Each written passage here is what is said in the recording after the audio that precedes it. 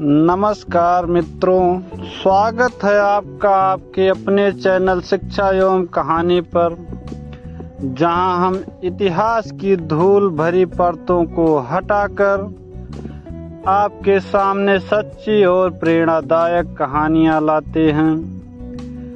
आज हम आपके लिए लेकर आए हैं एक अद्भुत, चमत्कारिक और सत्य कथा।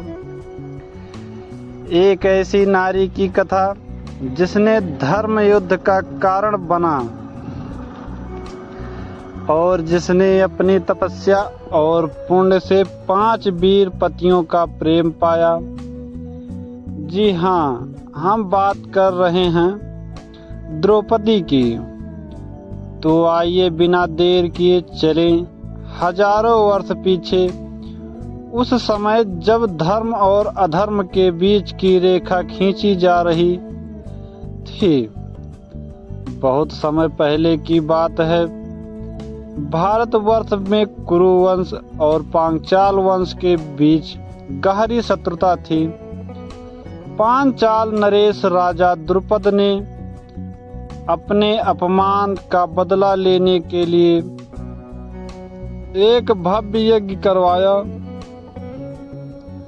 इस यज्ञ का उद्देश्य केवल देवताओं को प्रसन्न करना नहीं था, बल्कि एक ऐसे पुत्र और पुत्री की प्राप्ति करना था जो राजा द्रुपद के शत्रुओं का नाश कर सके।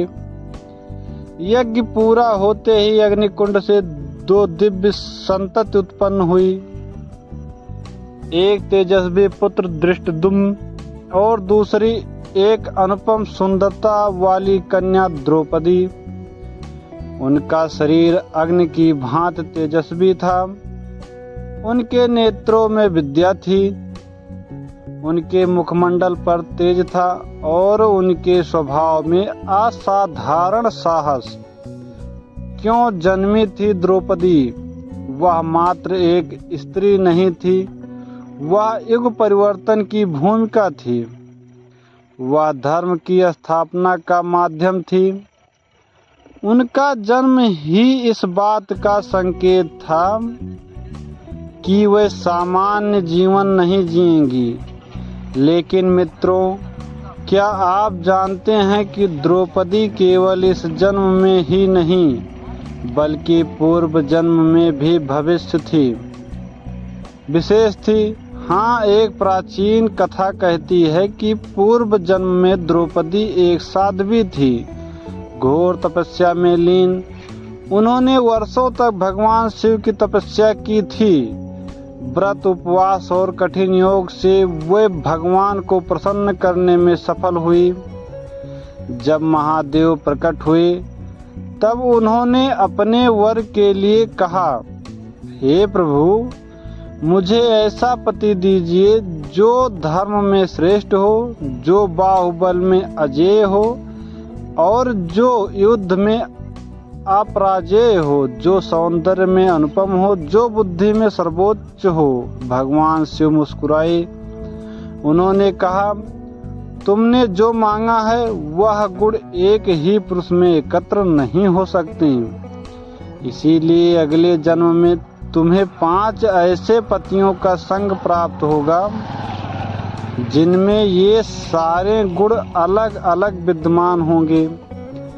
यही था वह वरदान जो द्रौपदी के 5 पतियों की आधारशिला बना। समय बीता। द्रुपद ने द्रौपदी का स्वयंवर आयोजित किया। भारत भर के श्रेष्ठ राजाओं और वीरों को आमंत्रित किया गया। नियम था कठिन। एक घूमते हुए यंत्र पर लगे मछली के नेत्र को देखे बिना नीचे पानी में प्रतिबिंब देखकर तीर मारना था। कई वीर आए, दुर्योधन आया, कर्ण आया, शिशुपाल, जरासंध जैसे बलशाली राजा आए, पर कोई भी लक्ष्य भेद नहीं कर सका। तभी एक ब्राह्मण के वेश में अर्जुन आए।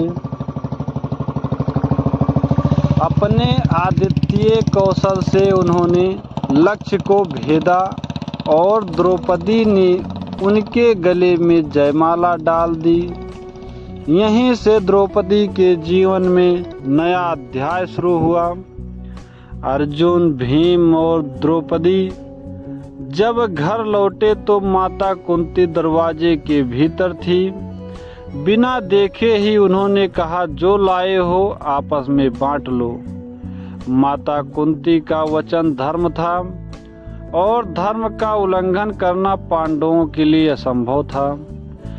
साथ ही भगवान शिव का वरदान भी पूरा होना था।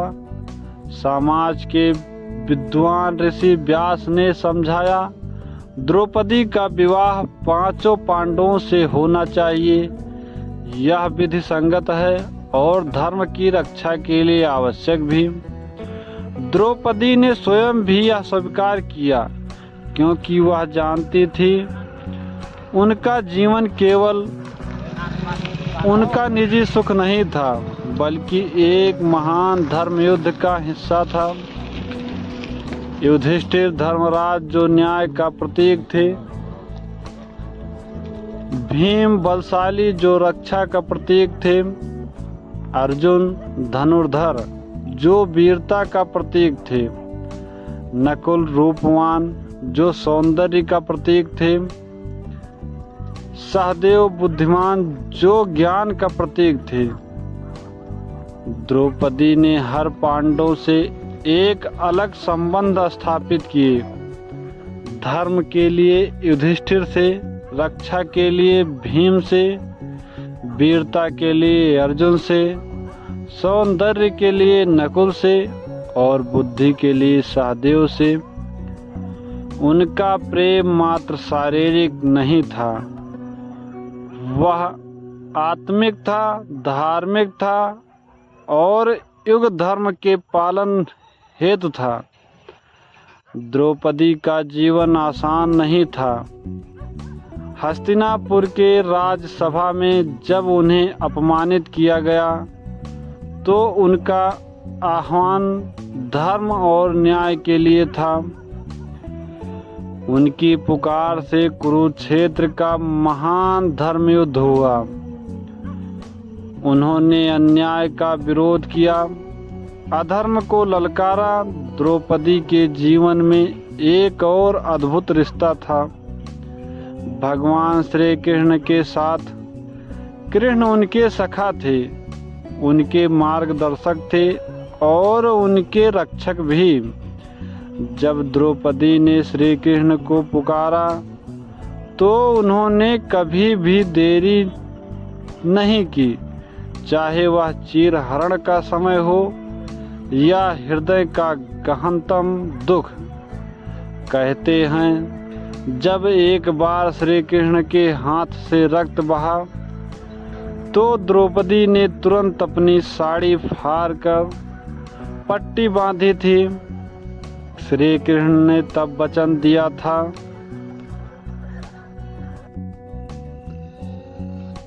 जहाँ भी जब भी तुम्हें मेरी जरूरत होगी मैं तुम्हारी रक्षा करूँगा। यह वचन महाभारत के सबसे कठिन समय में सत्य साबित हुआ। हस्तिनापुर की सभा में जब युधिष्ठिर ने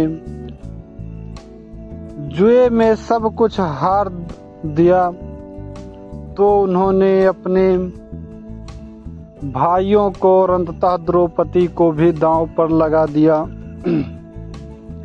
द्रौपदी जो महारानी थी, जो 5 श्रेष्ठ पुरुषों की धर्मपत्नी थी, उन्हें सभा भवन में घसीटा गया। कुरुसभा, जहां भीष्म, द्रोण, कृपाचार्य और धर्मज्ञ बैठे थे, वहां द्रौपदी ने प्रश्न किए, क्या पहले मुझे दांव पर लगाया गया या पहले स्वयं को? यदि युधिष्ठिर स्वयं को हार चुके थे तो फिर मुझे किस अधिकार से दांव पर लगा सकते हैं? कोई उत्तर नहीं दे सका। द्रौपदी की अस्मिता पर आघात किया गया। दुष्ट दुर्योधन ने उनकी ओर इशारा किया। दुशासन ने उनका चीर हरण करने का प्रयास किया, लेकिन द्रौपदी ने आंख मूंद कर अपने सखा श्री कृष्ण को पुकारा, हे गोविंद, हे मुरारी, हे कृष्ण, मेरी आज रक्षा करो। और तब अद्भुत चमत्कार हुआ। द्रौपदी का चीर बढ़ता गया। दुशासन थक कर गिर पड़ा। सभा स्तब्ध रह गई। यह कृष्ण का प्रतिज्ञा पूर्ण करना था। यह धर्म की जीत थी। महाभारत का महासंग्राम प्रारंभ हो चुका था, लेकिन द्रौपदी के हृदय में शांति नहीं थी। उनकी प्रतिज्ञा थी, जब तक दुष्ट दुशासन का रक्त उनकी केसों को धोने के लिए नहीं लाया जाएगा, तब तक वह अपने केस नहीं बांधेंगी। भरी सभा में हुआ अपमान आज उनका प्रण बन चुका था। भीम ने द्रौपदी के वचन लिया था, मैं दुशासन की छाती चीर कर उसका रक्त लाऊंगा और तेरे केस धोऊंगा। युद्ध के 13वें दिन जब दुशासन का वध हुआ, भीष्म ने उनकी छाती फाड़ कर रक्त निकाला।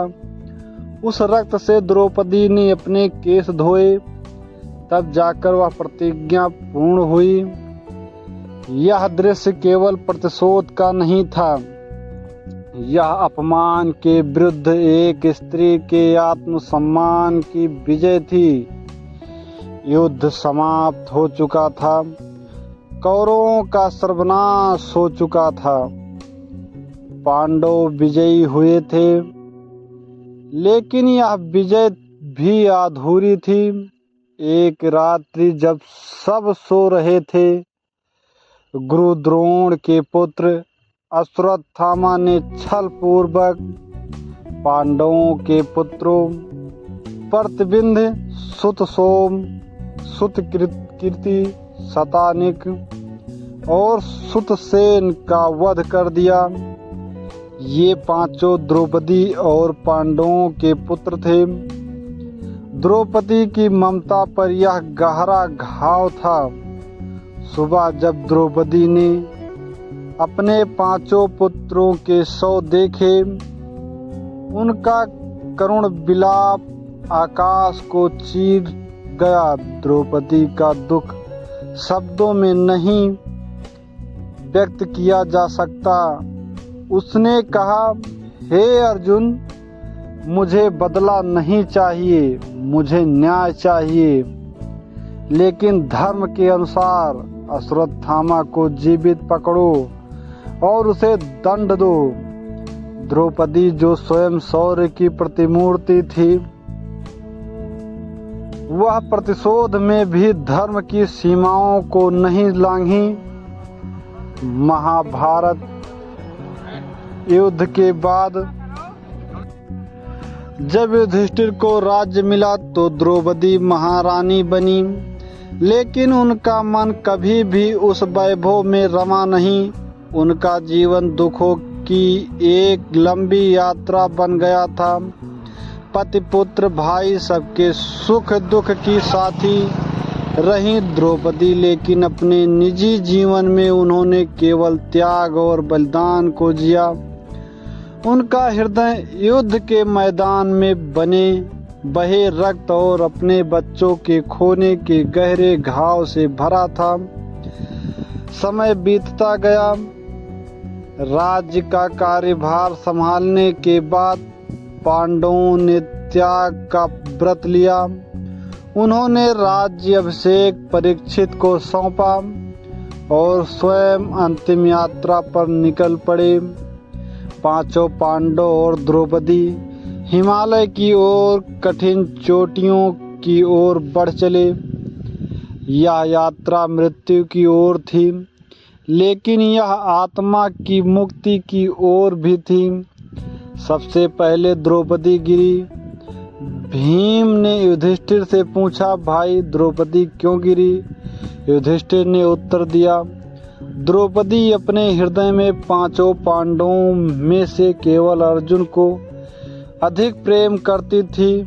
यह पक्षपात उनके पतन का कारण बना, लेकिन यह केवल कर्मों का फल था। द्रौपदी जो जीवन भर धर्म के मार्ग पर चली थीं, अब अपनी आत्मा के मोक्ष की ओर बढ़ चुकी थी। हिमालय की उन ऊंचाइयों पर द्रौपदी ने देह का त्याग किया और स्वर्ग की ओर चली गई। द्रौपदी केवल महाभारत की एक पात्र नहीं थी, वह एक संघर्षशील नारी, एक बलिदानी रानी और धर्मज्ञानी पत्नी और एक स्वाभिमानी स्त्री का प्रतीक थी। उनका जीवन हमें सिखाता है, अपमान सहने से बेहतर है संघर्ष करना। धर्म के मार्ग पर अडिग रहो, चाहे परिस्थितियां कैसी भी हों। अपनी अस्मिता के लिए अंतिम सांस तक लड़ो, लेकिन प्रतिशोध में भी धर्म की मर्यादा का पालन करो। द्रौपदी आज भी संसार की सभी नारियों के लिए एक अमर प्रेरणा हैं। धन्यवाद।